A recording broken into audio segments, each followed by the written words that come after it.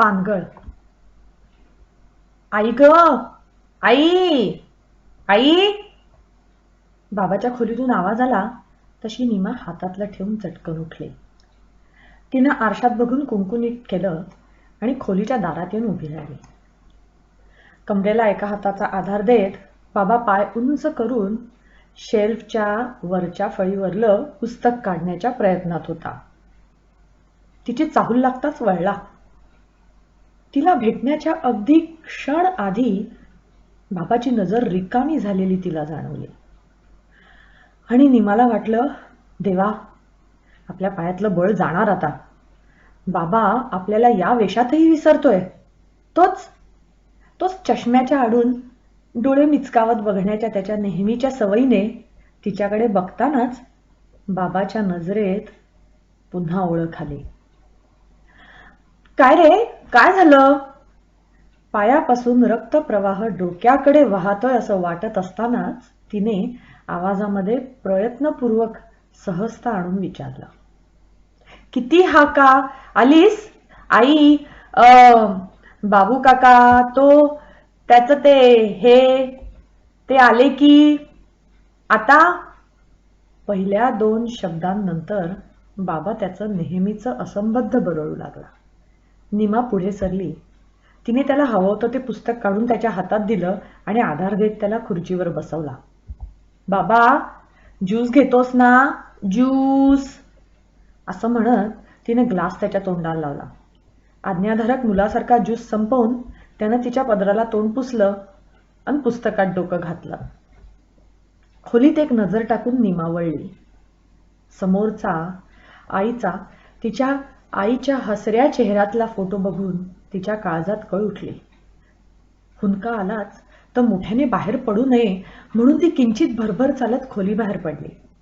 स्वयंपाकघराच्या ओट्याला धरून तिनं भराभरा श्वास घेतले आणि सावरलं स्वतःला कसं तरी. गेला महिनाभर ती सावरायचा प्रयत्न करत होती. म्हणावं तसं यश नव्हतं येत. कधी काळी घरच्यांशी वाद घालून प्रेमविवाह करून घरी आणलेली आपली पत्नी, आयुष्याची सखी, जग सोडून गेलेलीही तिच्या बाबाला कळलं नाहीये. जीव लावावं अशी कुणी आपल्या आयुष्यात आली होती हेच मुळात हरवलंय. गेली 5 एक वर्ष बाबाच्या आठवणींची पानगळ सुरू आहे. डिमेन्शिया. एक एक करीत सगळे संदर्भ पिकल्या पानासारखे आपणहून गळून पडतायत. तसं बघायला गेलं तर आजूबाजूच्या परिस्थितीचं भान आहे, पण काहीतरी आहे झालं ह्या पलीकडे नाही. जिच्यावर त्याने कधी काळी माझा काये बाहेरील प्राण अशी कविता केली, ती त्याची लाडकी लेक नीमा सुद्धा त्याच्या विश्वातून कधी अंतर्धान पावलीये त्याचा त्यालाच पत्ता नाही आणि त्याबद्दल त्याची त्याला तक्रारही नाही. खरं तर बाबांनाच अधिक जपलेलं तिचं आणि त्याचं खास मैत्रीचं नातं. त्याच्याबरोबर आणि बरोबरीनं कित्येक गोष्टी केल्या तिनं. भाऊ बहीण नाही, बाबाच सगळं. लहानपणी भातुकलीपासून मधल्या काळातल्या रांगोळ्यांमधून मोठेपणीच्या बॅडमिंटन सकट सगळ्यात बाबा तिचा पार्टनर. हा आपला बाबा असणं जितकं आपल्याला आत्ता खोलवर अगदी चिरंतन असल्यागत सत्य वाटतंय, त्याहूनही मी त्याची लेक असल्याचं त्याला पटलं रुजलं असणारच. पण ते पुरेसं नाही, शाश्वत नाही. या स्मृतिभ्रंशाच्या वावधुळीत कुणीतरी बळे हाताला धरून हिसडून हिसकावून लावल्यासारखं अपमानित वाटलं तिला. आपण मुलगी म्हणून बापाच्या लेखी अस्तित्वातच नाही हे पुन्हा एकदा जाणवून काहीतरी आत पुन्हा आपटून फोडून तुकडे तुकडे केल्यागत झालं. नीमा तोंडामध्ये पदराचा बोळा कोंबून गदगदू लागली. कितीही दीर्घ श्वास घेतला तरी हुंदके थांबेनात. ती धावत मागच्या अंगणामध्ये तुळशी आड गेली. तिथल्या छोट्या फुलबागेला पाणी घालायच्या आईच्या झारीलाच कवटाळून रडू लागली. किती वेळ कुणास ठाऊक, पण मध्येच बाबाची हाक ऐकू आली. आई, आई, आई ग, ए आई. तिने आजूबाजूला बघितलं. वारा सुटला होता. आभाळ भरून आलं होतं. आवाज स्वच्छ करीत तिनं मागे अंगणात आहे मी, थांब आलेच हं, म्हटलं. सावरायला हवं, उठायलाच हवं, नाहीतर बिथरेल बाबा, असं म्हणत आपला चेहरा पुसून त्यावर एक प्रौढ समजूतदार मुखवटा चढवीत ती आत आली. बाबाचं आत्ताचं अवतीभोवतीचं जे वातावरण आहे ते तसंच राखायला हवं. त्यात झालेले छोटे बदलही त्याच्या आठवणीच्या कप्प्यांमध्ये गोंधळ निर्माण करायला पुरे असतात ह्याचा तिने चांगलाच अनुभव घेतला होता. अगदी गेल्याच आठवड्यातली गोष्ट. त्याचं अजूनही काही वेळी वाचन चालू होतं. शब्दांचा, वाक्यांचा त्याला नक्की काय बोध होत होता कुणास ठाऊक. त्याच्या ज्ञानेश्वरीची सुट्टी झालेली पानं तिनं एका दुपारी बसून नीट डकवली. त्या संध्याकाळी त्याला ज्ञानेश्वरी वाचता येईना. नुसतीच पानं उलट पालट करीत राहिला. त्याचा गोंधळ आणि तगमग बघून तिला अगदी भरून आलं. आपल्या मते सुधारायला जाऊन किती पडझड केली आपण त्याच्या आधीच हल्लक झालेल्या आयुष्यात. जीवाभावाच्या लोकांच्या आठवणी सोडाच, पण काळाचाही संदर्भ पुसट होत चालला बाबासाठी. आठवणींमधला जो कप्पा उघडेल, मिटेल, त्यानुसार त्याचं स्वतःचं वय, आजूबाजूचं जग ह्याचं बाण येतं आणि जातही. कुठच्याच तरी फांदीवर कुठलं तरी पाखरू येऊन नाचून गेल्यासारखे नवखे असंबद्ध दुवे जोडले जातात. त्यात निमाचं तिच्या आजीसारखं दिसणं धरून बाबा आता तिला त्याची आईच समजून होता. जे काही आहे ते धरून ठेवण्याच्या कसोशीमध्ये निमा आता बाबाची आई बनून वावरत होती. आजीसारखी काठपदराची साडी, तिच्यासारखं चंद्रकोरीचं कुंकू, हातात बांगड्या, छोटा आंबाडा. निमासाठी ही तारेवरची कसरत. पहिल्यांदा चुकून एक दोनदा बाबांना हाक मारल्याबरोबर ती तिच्या नेहमीच्या पंजाबी ड्रेसमध्ये धावत गेली आणि तो बिथरल्यासारखा बरळायला लागल्यावर तिला उमजलं आता तिनं रिस्क घ्यायची नाही असं ठरवलं. कायम आजी बनूनच वावरायला लागली. तेवढा तरी बाबा मूल म्हणून तरी हाताशी लागत होता. आज कितीतरी दिवसांनी बाहेर वारा सुटला होता. वळीव कोसळण्याची लक्षणं होती. लहानपणीच का? अगदी तिचं लग्न होईपर्यंत अशा अवचित पावसामध्ये ती आणि बाबा भिजायचे मनसोक्त. आई ओरडत असायची दारातून. शेवटी तिलाही खेचायचे पावसात. ती अगदी रडकुंडीला आली की सगळेच निथळत घरात यायचे.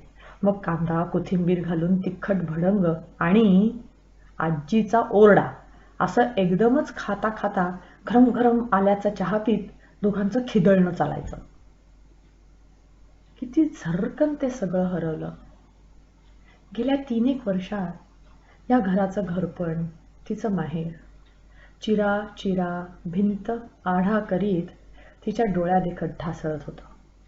एखाद्या अप्रतिम चित्रामधले मनाला येतील ते भाग मनाला येतील त्यावेळी कुणीतरी पुसत होता. उरलेलं चित्र संदर्भहीन, अपुरं, केविलवाणं झालं. आई ग, ए आई! बाबाची परत हाक ऐकू आली. तिने चटकन आरशात टिकली बघितली आणि आजी घेत असे तसा उजव्या खांद्यावरून पदर घेऊन बाहेर गेले आणि चित्र झाले. मगाशी काढून दिलेल्या पुस्तकात त्याला खुण्यासाठी ठेवलेलं जाळी पडलेलं पिंपळपान मिळालं होतं. तिनं शाळेत असताना एका फादर्स डेच्या खुळामध्ये गिफ्ट म्हणून बाबाला दिलेलं, स्वतः रंगवलेलं वर्ल्ड्स बेस्ट डॅड.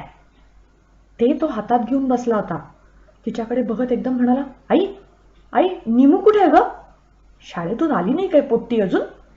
आज जरा वेळ आहे तर तिला गोष्ट वाचून दाखवायची म्हणत होतो. बाबा आत्ता जे बोलला ते इतकं सुसंगत आहे, त्याला काही अर्थ आहे. आपल्याला अनेक दिवस अनेक महिने जो हवा होता नेमका तोच अर्थ आहे. हे मुळी 2 क्षण निमाला समजलंच नाही. मग सावरून अतिशय उल्हासात तिने म्हटलं, अरे थांब, आत्ताच घरात शिरली आहे, तिच्या खोलीत असेल, बोलावते हा. असं म्हणत वाऱ्याच्या वेगानं ती आत धावली. फराफरा साडी सोडली आणि थरथर त्या हातांनी निघत नव्हती ती चंद्रकोरीची टिकली पदरानं खसखसा काढली. कोणता पंजाबी ड्रेस घालू अशा घालमेलीत तिनं त्यातल्या त्यात जुना उचकटला कपाटातल्या आतल्या घड्यांमधून. खांद्यावर ओढणी टाकून शेवटी आरशात डोकावून बघताना तिला कानातल्या कुड्या आणि घट्ट आंबाडा दिसला. करीत तिने कुड्या कशावशा सोलवटून काढून पलंगावर टाकल्या. आंबाडा सोडून भरारा केस विंचरून एका बाजूने घेऊन पुढे आली. धावत बाहेर गेली. कधी त्याला आठवण आलीच. बाबाला आठवण आलीच कधी. आणि ओळख पटलीच तर काय बोलायचं बाबाशी? किती बोलायचं? कोणती आठवण सांगायची की रुजेन मी पुन्हा लेक म्हणून? ते सगळं सगळं ठरवून घोकून ठेवलेलं तिला काही आठवेना. व्याकुळ व्याकुळ झाली ती बाहेरच्या खोलीत पोचेपर्यंत. तिच्या आतलं वादळ जणू बाहेरही घोंगावत होतं. मागच्या दारातून समोरच्या उघड्या दारादिशेनं जणू आपलंच घर असल्यासारखा वारा पिंगा घालत होता. बाहेर येते तो बाबा एका हातात फडफडणाऱ्या पानाचं ते पुस्तक घेऊन रिकाम्या नजरेनं बसला होता. तिच्याकडे बघून त्याने दाराच्या दिशेनं उडालेलं खुळेचं पिंपळ पान दाखवलं. निमीची गिफ्ट. आई कुठे? आई, गोष्ट सांगतो. निमे, गोष्ट, गिफ्ट गिफ्ट. आई. जीवाच्या आकांतानं निमानं दाराच्या दिशेनं धाव घेतली ते पान धरायला. वाऱ्यानं कधीच त्याला पंख दिले होते. हवेत उडणाऱ्या पाल्या पाचोळ्यासोबत तेही भिरभिरत कुठेतरी दिसेनासं झालं. धावत येऊन ती बाबाच्या पायाशी बसली. लहानपणी बसत होती तशी. बाबाचा लेंगा धरून तिने हट्टाच्या सुरात म्हटलं, गोष्ट सांग ना. शाळेतून आल्यावर गोष्ट सांगणार होतास ना, सांग की. आधी एक थंड निर्विकार नजर तिला भेटली. मग तिचा हात गडबडीने झिडकारून हातातलं पुस्तक फेकून देत बाबा उभा राहिल्या. आतल्या खोलीच्या दिशेने बघत मोठमोठ्याने हाका मारीत सुटला, आई आई आई ग, ए आई.